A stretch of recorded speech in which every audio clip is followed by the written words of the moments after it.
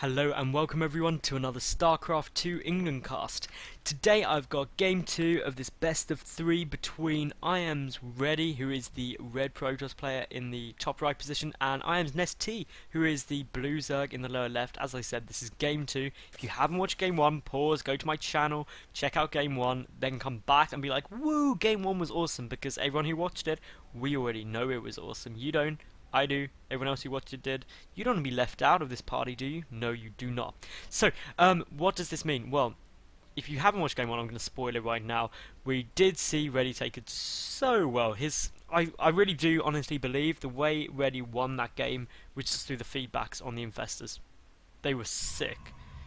Unless you just couldn't use investors, it was just like feedback, feedback, feedback, feedback.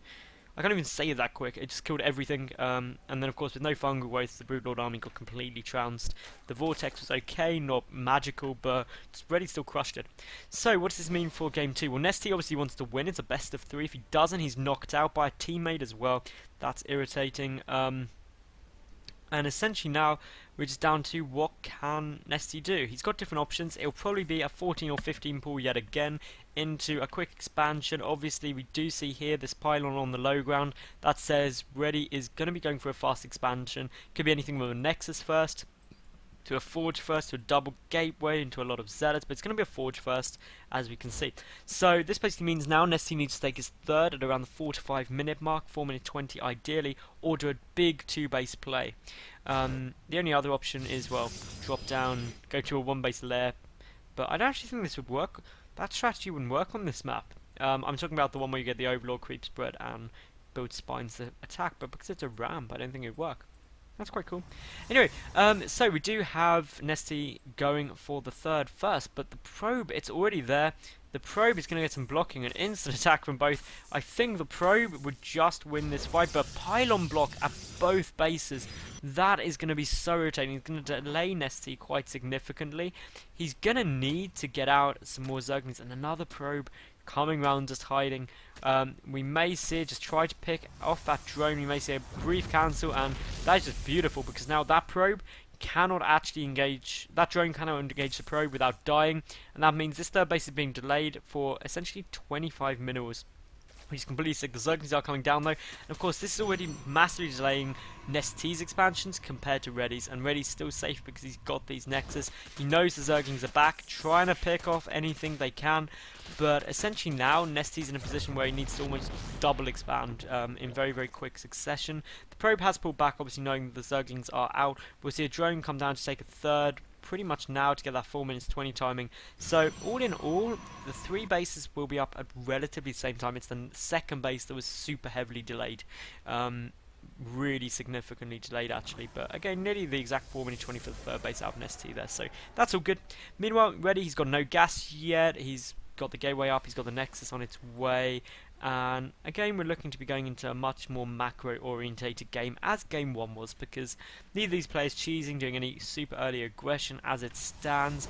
Reddy has different options. I mean, if I was in Reddy's position, I'd be tempted on Antigua Shipyard to go for a 2-base all-in play pretty much, because, or not all-in, but a hyper-aggressive 2-base, because ultimately this third base can be really difficult for Protoss to take, and that is essentially just because these back rocks can get taken out, and this area here is just so big to try and force field that you can get really massive problems from a very mobile Zerg army.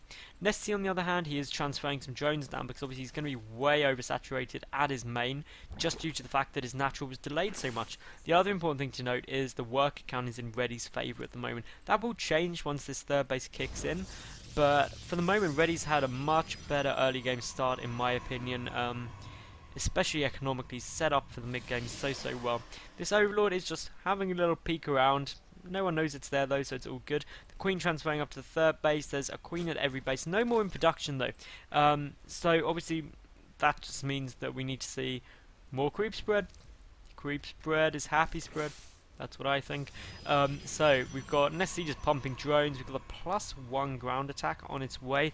That's quite telling. It's just an early upgrade start out of Reddy. The upgrade advantage definitely did help him in game 1, and that's saying something because IMNesTea really powered those upgrades, especially the air upgrades. They were sick.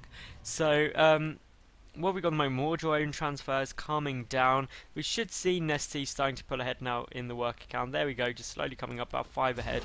That will get more and more as this game goes on, just because he's got more production of drones if he wants it. 3 gas geysers coming out simultaneously. 1, 2, where's the third and fourth? So 4 gas geysers will be on the way. That's quite gas heavy. 4 alpha ready as well, which again just means you can get that critical tech. The 4 gas does suggest there's going to be more of a tech heavy build as opposed to a big gateway push, or if it is a gateway push, it's going to be really quite potent, a lot of stalkers as opposed to more zealots, basically. Or sentries always a good option, but there goes down that robotic facility, so as expected, more tech heavy. We do have this 1 stalk and zealot, which did get a overlord kill, which is supply block IMNesTea temporarily. Actually requires a significant amount of time, nearly like 15-20 seconds, so that on its own is going to be super irritating. IMNesTea doesn't want that to happen again, so it just builds an awful lot of overlords. Also has the minerals to do it. If you do get high on minerals as a Zerg player early on, just build a lot of overlords, because you're going to need them. You can basically spam them quite happily, and if you've got nothing else to spend the minerals on, you might as well. If you do get over 1,000 minerals as a Zerg player, just expand. The chances are you can't spend that much money anyway at the early game, or really any stage of the game, so unless you know you're saving minerals for something, just expand at 1,000 minerals. If it gets taken out, oh well. If it doesn't, hooray, you're going to win. So we do have those Zerglings just poking up, checking for a third, because ultimately what IMNesTea's looking for is, if the third isn't there, that means a push is going to be coming. The observers are getting queued up. 2 observers are really nice. Just gives you so much more vision of everything going around. The Rotron down, the +1 missile attacks are out for IMNesTea. The macro hatch is out. The, well, Roach speed on its way now as well. The Zergling speed, it's going to be a big Roach Zergling push in my opinion. There goes Burrow as well. So this is really quite a significant push timing coming out of IMNesTea here. We do have Ready moving up. He's looking like he's going to be taking his third. He's got 1,000 minerals in the bank, so he can definitely afford to do so. We may see this pylon, basically, we may see just a gateway walled off across there with a couple of cannons behind, just to prevent Zergling run-bys more than anything else, which is the risk, of course, from taking this third base and these destructible rocks.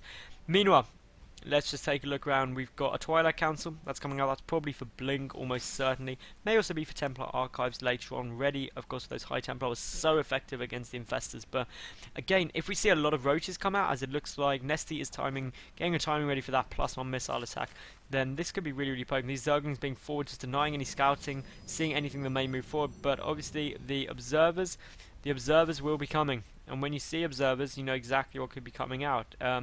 This Pokemon has been seen though by this Overseer. So the Overseer is just playing follow the leader. It's a really fun game. These rocks are now coming down, but we've got photon cannons. They're going to be critical, but no complete wall off. So the Zerglings can run by, but obviously this has now been spotted. Ready just creeping up. This is like the stupidest Zerglings in the world. Did not notice the Ninja Immortals, and I can't imagine Immortals being quiet units as in walking along. But here comes Tumbling Claws, so this is definitely a big Roach commitment, but it won't be hidden until Tumbling Claws is done. That's essentially to get under the force fields, and also just for the regen if there's no detection. Blink is on its way out. We've got more gateways being added on here, and well, we've got what would appear to be a Overseer going down, and Ready just still playing defensive. He doesn't want to go for too much of a commitment. That Tumbling Claws is still about 50 seconds away, and it'd be interesting to see whether we do get an expansion out here, or what exactly IMNesTea goes for, because he needs to start thinking about a fourth, or really ending the game here and now. He is maxed out though, so this is a 12-minute max out basically by IMNesTea, and made popular by Stefano, and this is just it's going to be such a potent hit basically. And now it's just going to be streams of units behind him. IMNesTea's got so much stuff. These rocks getting taken out, and ultimately now this is, well, a lot of force field is going to be going down. This alone is a big area.